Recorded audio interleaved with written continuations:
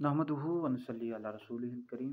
آج ایک انتہائی اہم جو اہل سنت کا عقیدہ ہے، اس حوالے سے میرے پاس بے شمار سوالات آئے ہیں کراچی سے، لاہور سے اور دیگر پاکستان کے شہروں سے، کہ انبیاء علیہ الصلوۃ والسلام کے بعد سب سے افضل ہستیاں کون ہیں، اور اہل سنت کا اس حوالے سے عقیدہ کیا ہے، اور جو بندہ اس نظریے کے مخالف ہے تو اس حوالے سے کیا حکم ہے۔ دیکھیے، انبیاء علیہ الصلوۃ والسلام کے بعد سب سے افضل حضرت ابو بکر صدیق ہیں، پھر حضرت عمر ہیں، پھر حضرت عثمان ہیں، پھر مولا علی رضی اللہ تعالیٰ عنہ مجمعین ہیں۔ یہی اہل سنت کا عقیدہ، جمہور علماء کا یہ موقف ہے۔ اس پر بے شمار دلائل موجود ہیں، مختصر طور پر بیان کر دیتا ہوں۔ یہ کنز المال کی حدیث ہے۔ حضرت سیدنا ابو ہریرہ رضی اللہ تعالیٰ عنہ سے روایت ہے، نبی پاک علیہ السلام نے فرمایا، ابو بکر و عمر خیر الاولین والآخرین وخیر اہل السماوات وخیر اہل الارضین الا النبیین والمرسلین۔ نبی پاک علیہ السلام نے فرمایا کہ ابو بکر و عمر سب اگلے پچھلوں میں سب سے بہتر ہیں، وہ سب آسمان والوں سے بہتر ہیں، سب زمین والوں سے بہتر ہیں، سوائے انبیاء علیہ الصلوۃ والسلام کے۔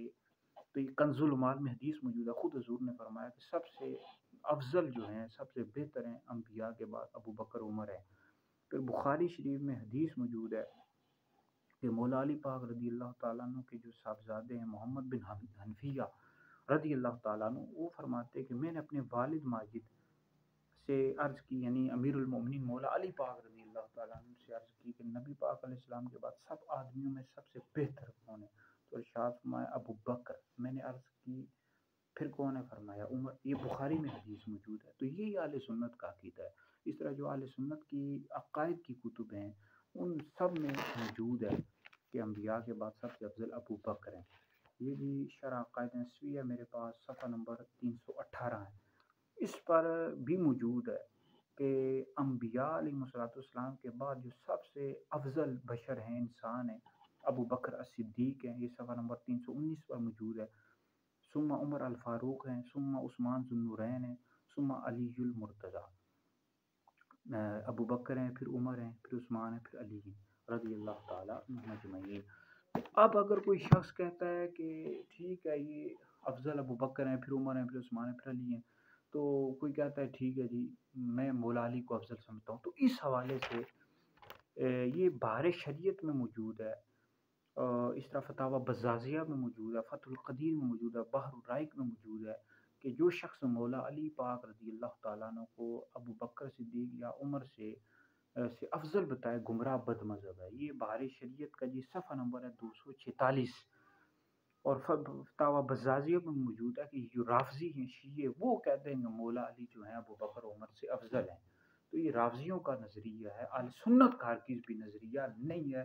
اہل سنت کا نظریہ یہی ہے جو میں نے پیش کر دیا، کہ جو شخص بھی مولا علی کو حضرت صدیق اکبر، حضرت فاروق اعظم رضی اللہ تعالیٰ عنہ سے افضل بتائے گا، ایسا شخص گمراہ بد مذہب اہل سنت سے خارج ہے۔ یہ دیکھو جی، فتح القدیر میں موجود ہے، جلد نمبر 1 ہے، کہ جو رافضی ہیں وہ مولا علی پاک رضی اللہ تعالیٰ عنہ کو خلفائے ثلاثہ سے افضل بتاتے ہیں، گمراہ بد مذہب ہیں۔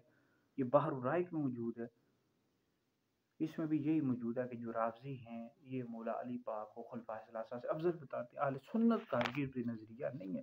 پھر امام اہل سنت نے فتاوی رضویہ میں بھی اس پر تفصیل کے ساتھ کلام کیا۔ آپ نے یہ لکھا ہے کہ انبیاء علیہ الصلوۃ والسلام کے بعد سب سے افضل ابو بکر ہیں، پھر عمر ہیں، پھر عثمان ہیں، پھر علی ہیں۔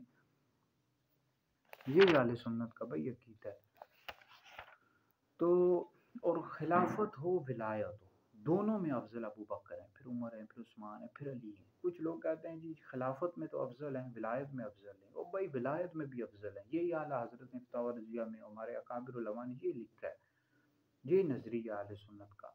اور کچھ لوگ ہیں اس پر اقوال پیش کر دیتے ہیں، جی فلاں مفسر نے یہ لکھا ہے، فلاں محدث نے یہ لکھا ہے، جی خلافت میں تو ابو بکر افضل ہیں، پھر عمر ہیں، ولایت میں مولا علی افضل۔ اقوال حجت نہیں ہوتے، اجماع حجت ہوتا ہے۔